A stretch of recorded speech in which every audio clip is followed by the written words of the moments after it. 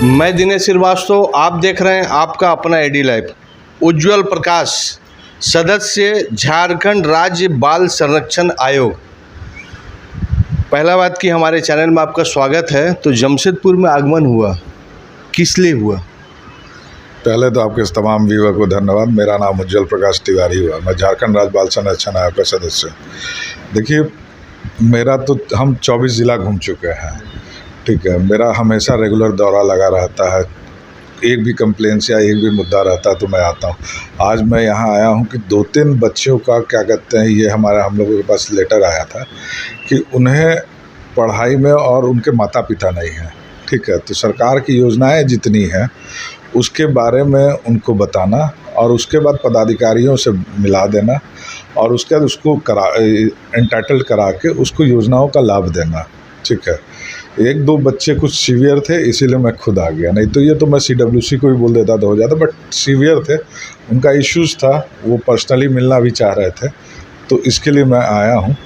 और तमाम पदाधिकारियों से मैंने संबंधित पदाधिकारियों से अनुरोध भी किया कि आप आएँ, और वो आएंगे, 2 बजे से बैठक करेंगे और उनको जो भी परेशानी है उसको दूर करने की कोशिश की जाएगी। बहुत अच्छा सोच। झारखंड सरकार अभी इंग्लिश मीडियम स्कूल बना रही है जो CBSE बोर्ड के, क्या उसमें जो बच्चे कोरोना काल में जो जिनको पेरेंट्स खो चुके हैं, जो बच्चे के पास आर्थिक स्थिति नहीं है, तो क्या उस बच्चे को इस इंग्लिश मीडियम स्कूल में क्या एडमिशन मिल रहा है?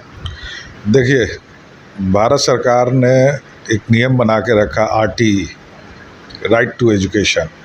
किसी भी स्कूल में अगर उसके 3 किलोमीटर के अंतर्गत है, चाहे वो क्यों ना अडानी और अंबानी का स्कूल हो, क्यों ना किसी एक नॉर्मल संस्था चालक का स्कूल हो, RTE के तहत उसको 25% प्रारंभिक क्लास का एडमिशन का दर का 25% एडमिशन देना है।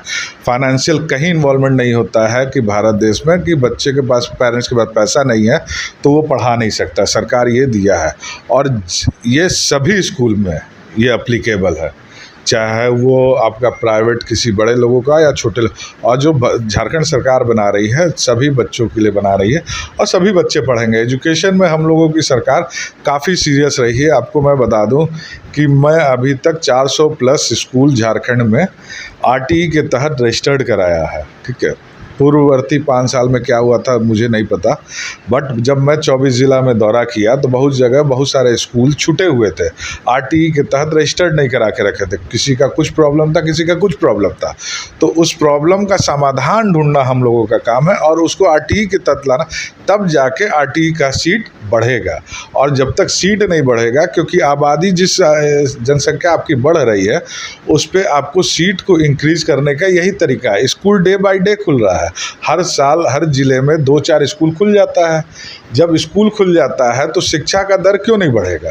दर बढ़ेगा अगर उस स्कूल को RTE के तहत रजिस्टर्ड कराना कंपलसरी कर दी जाए। चलिए, ये तो सरकार का गाइडलाइंस है और आप इसमें काम भी कर रहे हैं। मेरा सवाल फिर है कि क्योंकि पूरे बच्चे जिस हिसाब से जनसंख्या बढ़ रहा है, इसीलिए सरकार ने स्मार्ट स्कूल खोला जो इंग्लिश मीडियम पैटर्न में है। तो क्या जो बच्चे जो RTI में जिस स्कूल का फुलफिल हो चुका है, क्या वो जो बच्चे ओवरफ्लो बच्चे, क्या उसको इसमें एडमिशन मिल सकता है? इसके लिए कुछ प्रावधान है?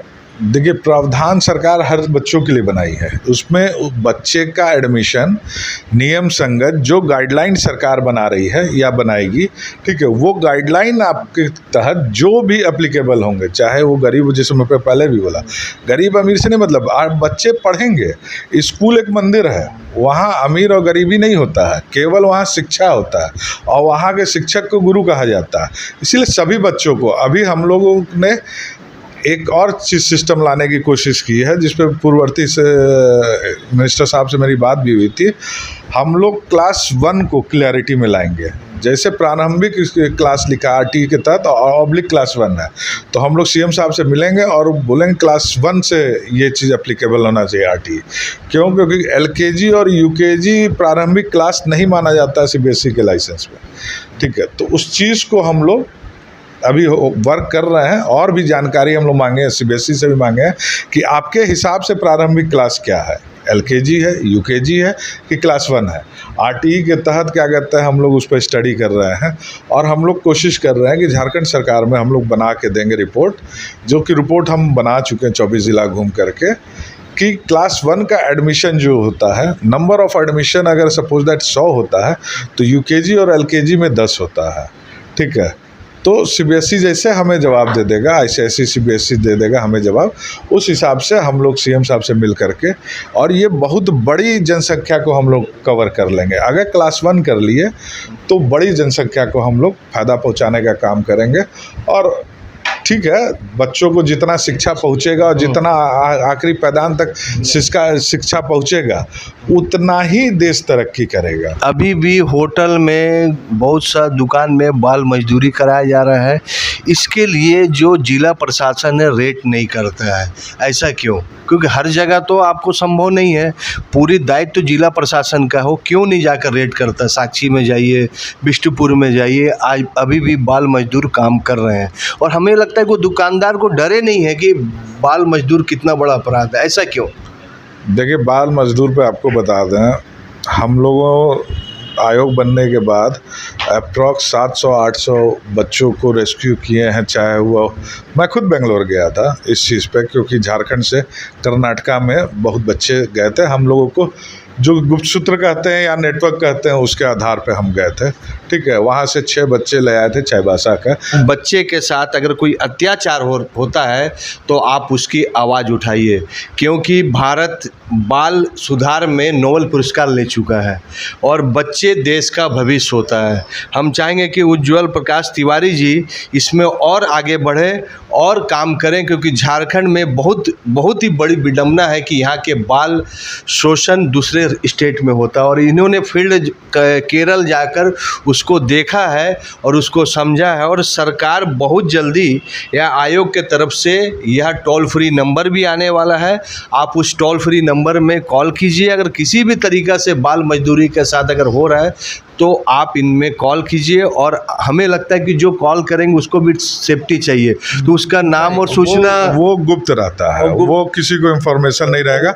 और टोल फ्री नहीं, मैं पर्सनल नंबर अपना सर्कुलेट कर दे रहा हूँ आपके चैनल के माध्यम से, 9637121111 7 गो 1 है लास्ट में।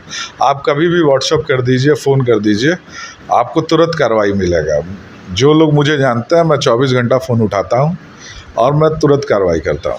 चलिए, ये बहुत ही बड़ा चीज़ है कि उन्होंने अपना नंबर 24 घंटा 365 दिन और उन्होंने डेडिकेट किया है उस बाल के लिए, उस बच्चे के लिए जो देश का भविष्य होता है। अभी बाल मजदूरी के साथ अगर कानून उल्लंघन करता है, किसी प्रकार के आप अत्याचार करते हैं, तो आप सोचिए कि जेल जाने के लिए तैयार रहिए। और यह टोल फ्री नंबर पूरे राज्य भर में हर जगह आपको दिखेगा। AD लाइव वीडियो को लाइक कीजिए, चैनल को सब्सक्राइब कीजिए। AD लाइव की पूरी टीम की ओर से सभी को धन्यवाद। जोहार।